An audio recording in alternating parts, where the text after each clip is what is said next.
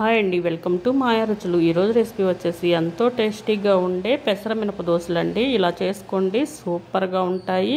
ఏ చట్నీతో తిన్నా రుచి అదిరిపోతుందండి. ఇంకెందుకు ఆలస్యం, ఈ టేస్టీ రెసిపీని ఎలా చేసుకోవాలో ఈరోజు వీడియోలో చూసేద్దాం. ముందుగా ఒక కప్పు దాకా పెసలు వేసుకోవాలి.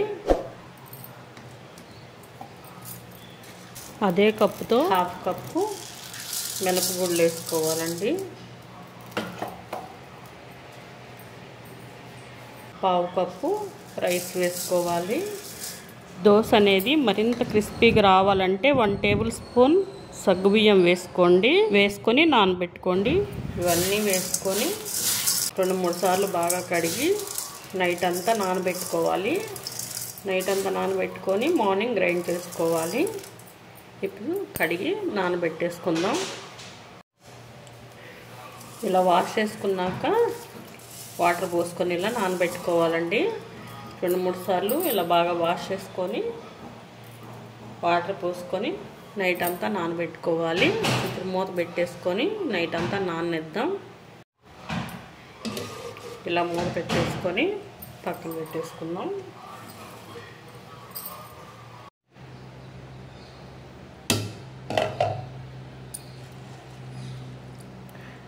మార్నింగ్కి చక్కగా నానిపోయినాయండి. ఇప్పుడు ఇవి గ్రైండ్ చేసుకుందాం. మిక్సీలైనా గ్రైండ్ చేసుకోవచ్చండి. నేను గ్రైండర్లో వేసుకొని గ్రైండ్ చేసుకుంటున్నాను. పిండిని ఇలా గ్రైండ్ చేసుకున్నానండి. మనకు కావాల్సినంత పిండిని తీసుకొని కొద్దిగా వాటర్ కలుపుకోవాలి. ఇలా వేరే గిన్నెలో తీసుకొని వాటర్ కలుపుకుంటాను.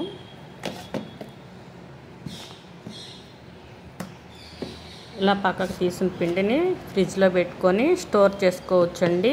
వేరొక రోజు మళ్ళీ దోశలు వేసుకోవచ్చు. ఇప్పుడు దీనిలో కొద్దిగా వాటర్ కలుపుకుంటే సరిపోతుంది. ఈ పిండితో దోశలు వేసుకుందాం.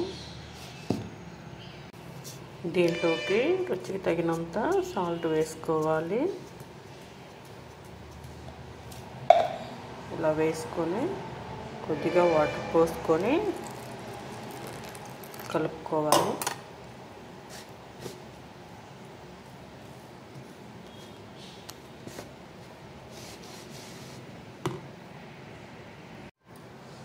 చూడండి, కన్సిస్టెన్సీ ఇలా ఉండాలి.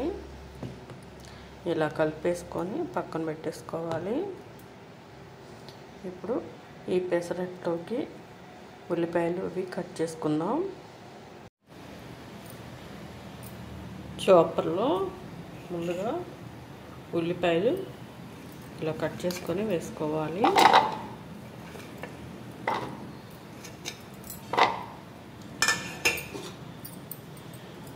దీంట్లోనే 1 ఇంచు అల్లం ముక్కని కట్ చేసుకొని వేసుకోవాలి. 2 పచ్చిమిర్చిని కూడా ఇలా కట్ చేసుకొని వేసుకోండి. ఇలా వేసుకొని ఇలా వేసుకున్నాక ఇలా మూత పెట్టి చాప్ చేసుకోవాలి.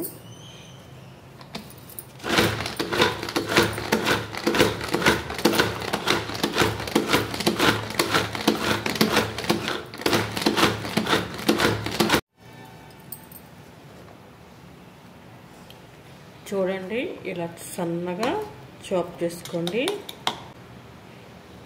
ఇలా సన్నగా చాప్ చేసుకొని వేసుకున్నారంటే పెసరట్లోకి చాలా బాగుంటుంది. ఇలా చాప్ చేసుకొని పక్కన పెట్టేసుకోండి. స్టవ్ మీద ఇలా ప్యాన్ పెట్టుకొని ప్యాన్ హీట్ అయ్యాక ఇలా వాటర్ చల్లుకొని వాటర్ని ఇలా గంటతో స్ప్రెడ్ చేసుకోవాలండి. స్ప్రెడ్ చేసుకున్నాక అప్పుడు పిండి వేసుకొని దోశలా తిప్పుకుంటే దోశ అనేది ఈవెన్గా చక్కగా వస్తుంది. 1.5 గంట పిండి తీసుకొని స్ప్రెడ్ చేసుకోవాలి.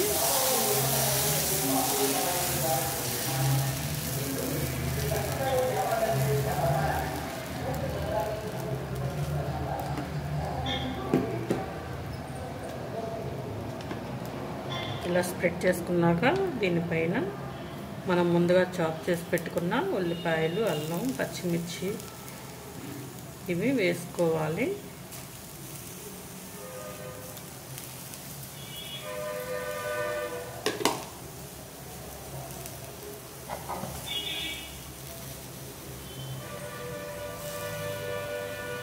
దోశ మీద వాటర్ అనేది మిగిలిపోయాక మనం ఆయిల్ వేసుకోవాలండి. తడంతా మిగిలిపోయాక ఆయిల్ వేసుకొని కాల్చుకోవాలి దోశని.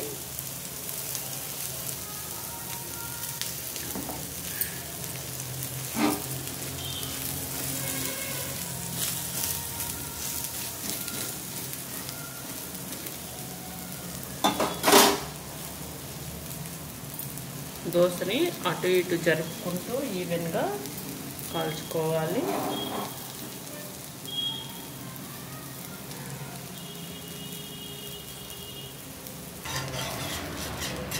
దోశ అనేది చక్కగా కాలిందండి.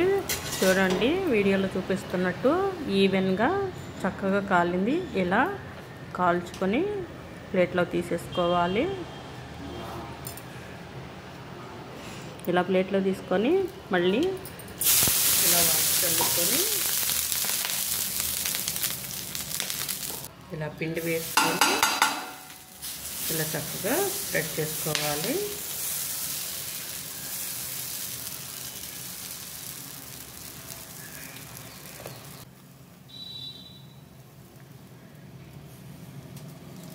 దీనిలో క్యారెట్ కూడా తురిమి వేసుకోవచ్చండి, చాలా బాగుంటుంది.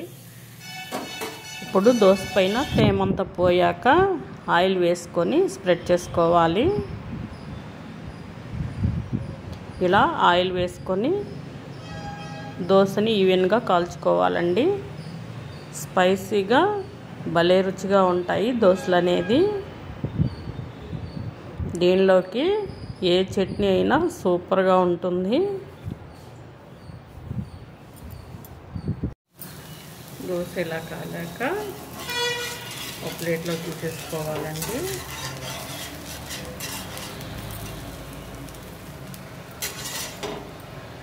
దోశలో మనం పచ్చిమిర్చి, ఉల్లిపాయ, అల్లం అన్నీ వేసుకున్నాం కాబట్టి అల్లం ఫ్లేవర్తో దోశ భలే ఉంటుందండి, కమ్మగా తినేయచ్చు.